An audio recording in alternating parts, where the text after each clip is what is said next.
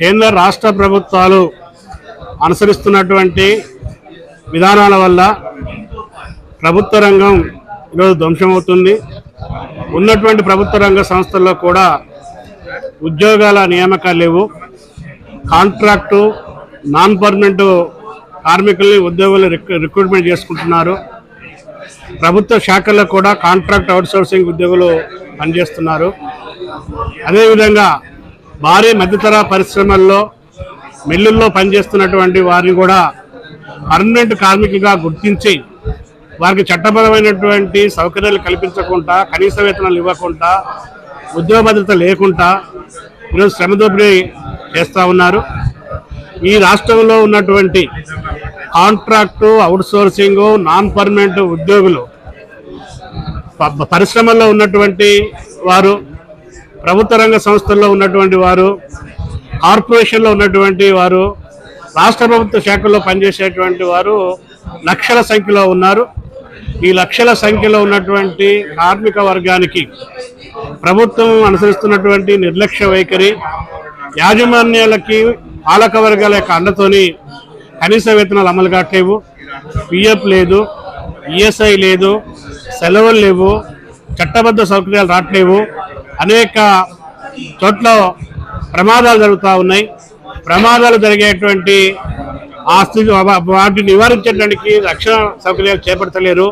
ఈరోజు వలస కార్మికులు పెద్ద సంఖ్యలో వస్తున్నారు. వారికి వలస కార్మిక చట్ట ప్రకారం రక్షణ లేదు.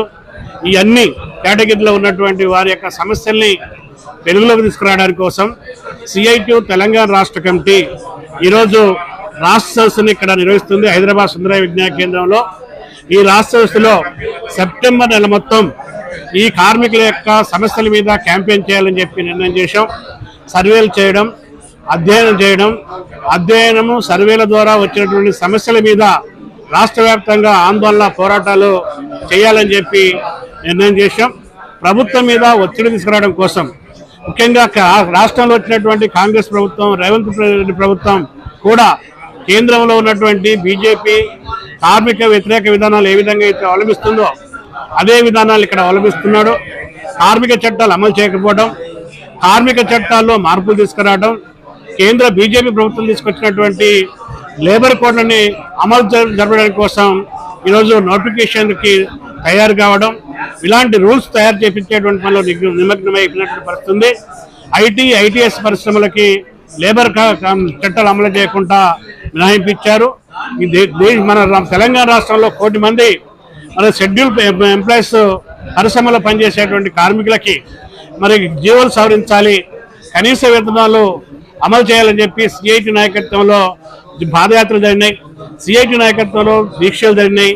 సిఐటితో పాటు ఇతర కార్మిక సంఘాలు కూడా కలిసి ఐక్య పోరాటం జరిపి పెరుగుతున్నటువంటి ధరలకు అనుగుణంగా వేతనాలు పెంచాలి, జీవోలు సవరించాలి, గతంలో ఇచ్చినటువంటి హైకోర్టు, సుప్రీంకోర్టు తీర్పుల్ని పరిగణలో తీసుకోవాలి అనేటువంటి దాని మీద క్యాంపెయిన్ చేసినప్పటికీ ప్రతిపక్షంలో ఉన్నప్పుడు ఈ పోరాటాలకి మద్దతు ఇచ్చినటువంటి కాంగ్రెస్ ప్రభుత్వం అధికారంలోకి వచ్చిన తర్వాత, రేవంత్ రెడ్డి ముఖ్యమంత్రి అయిన తర్వాత గతంలో ఉన్నటువంటి తెలుగుదేశం, గతంలో ఉన్నటువంటి కాంగ్రెస్, గతంలో ఉన్నటువంటి టీఆర్ఎస్ ప్రభుత్వాలు ఎట్టయితే మన తెలంగాణలో ఉన్నటువంటి పారిశ్రామికవేత్తల యొక్క ఒత్తిడికి తలొగ్గి జీవోలు సవరించకుంటున్నారో ఇప్పుడు కూడా రేవంత్ రెడ్డి జీవోల్ని సవరించాడు, కొత్త జీవోలు ఇచ్చాడు. కానీ అందులో నయా పైసా పెంచలేదు. పెట్టుబడిదారుల యొక్క ప్రయోజనాల కోసమే ఆ జీవోల్లో మరి పెంచకుండా జీవోలు ఇచ్చినటువంటి పరిస్థితుంది. వీటి మీద కూడా ఈ క్యాంపెయిన్ చేస్తున్నటువంటి పరిస్థితుంది. రాష్ట్రంలో ఉన్నటువంటి కాంట్రాక్ట్ కార్మికులు, అవుట్సోర్సింగ్ ఉద్యోగులు, నాన్ పర్మనెంట్ ఉద్యోగులందరూ కూడా ఈ క్యాంపెయిన్లో భాగస్వామ్యం కావాలి. ఈ సర్వే సందర్భంలో దశలవారీ ఆందోళన ఉంటుంది. ఈ దశలవారీ ఆందోళనకి ప్రభుత్వం నిర్దిష్టంగా తన పరిధిలో ఉన్నటువంటి వాటికి సరైనటువంటి చర్యలు చేపట్టకపోతే, స్పందించకపోతే ఈ ఉద్యమాన్ని తీవ్రతరం చేస్తాం. అదేవిధంగా ముగింపు కల్మినేషన్గా సెప్టెంబరు 30వ తారీఖున చలో హైదరాబాదు నిర్వహించి ఈ ప్రభుత్వం మీద ఒత్తిడి తీసుకొస్తామని చెప్పి ఈ సదస్సులో తీర్మానం చేయడం జరిగింది. కాబట్టి కార్మిక వర్గంతో కూడా ఈ సదస్సులో భాగస్వామ్యం కావాలి. వారి సమస్యల్ని మీ దగ్గరికి వచ్చేటువంటి సిఐటి నాయకత్వానికి దృష్టి తీసుకురావాలి. జరగబోయేటువంటి క్యాంపెయిన్లో భాగస్వామ్యం కావాలని చెప్పి కోరుతూ సంబంధిత అధికారులు కూడా ఎమ్మటే స్పందించి మీ పరిధిలో ఉన్నటువంటి వాటిని పరిష్కరించాలి. ప్రభుత్వంకి సిఫారసు చేయాల్సినటువంటి వాటిని సిఫారసు చేయాలి. లేకపోతే సిఐటి నాయకత్వంలో ఈ సమస్యల మీద ఒక దీర్ఘకాలికమైన ఉద్యమాన్ని, మిలిటెంట్ ఉద్యమం చేస్తామని చెప్పి హెచ్చరిక చేస్తా ఉన్నాం. సిఐటి రాష్ట్ర కమిటీ ఆధ్వర్యంలో సెప్టెంబర్ నెల మొత్తం కూడా పెద్ద ఎత్తున కార్మికుల యొక్క సమస్యలపైనే క్యాంపెయిన్ చేస్తున్నాము. ఇందులో ప్రధానంగా కేంద్రంలో నరేంద్ర మోడీ బీజేపీ గవర్నమెంట్ మూడోసారి అధికారంలోకి వచ్చిన తర్వాత లేబర్ కోడ్లను అమలు చేసేటువంటి ప్రయత్నం చేస్తూ ఉంది. ఈ లేబర్ కోడ్లలో అత్యంత కీలకమైనటువంటి విషయం ఏమిటంటే పని గంటలు ఇప్పటిదాకా 8 గంటలు ఉంది. ఆ 8 గంటల పని దినాన్ని 12 గంటలకు పని పెంచుతూ లేబర్ కోడ్లో ప్రపోజల్ గవర్నమెంట్ పెట్టింది. అది ఆమోదం కూడా అయ్యింది, తెలిసింది అందరికీ. దాన్ని అమలు చేయడం కోసం ఇప్పుడు సీరియస్గా ప్రయత్నం చేస్తూ ఉన్నారు. పక్కనే ఉన్నటువంటి కర్ణాటక కాంగ్రెస్ ప్రభుత్వం కూడా 12 గంటలు కాదు 14 గంటలు చేయాలి ఐటీ సెక్టార్లు అనేటువంటి ప్రయత్నం వాళ్ళు చేస్తూ ఉన్నారు. దానికి తీవ్రమైనటువంటి ప్రతిఘటన ఆ రాష్ట్రంలో వచ్చిన తర్వాత కొద్దిగా వెనకడుగు వేసిన పరిస్థితి మనం చూస్తూ ఉన్నాం.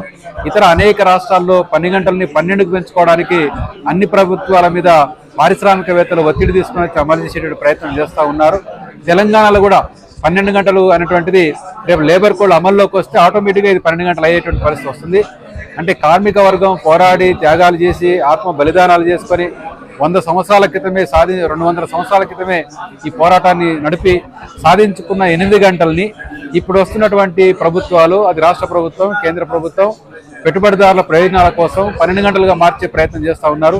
12 గంటలు అదనంగా 4 గంటలు పని చేయించుకొని కార్మికుల యొక్క శ్రమను ఇంకా దోసుకోవడానికి ప్రయత్నం చేస్తూ ఉన్నారు.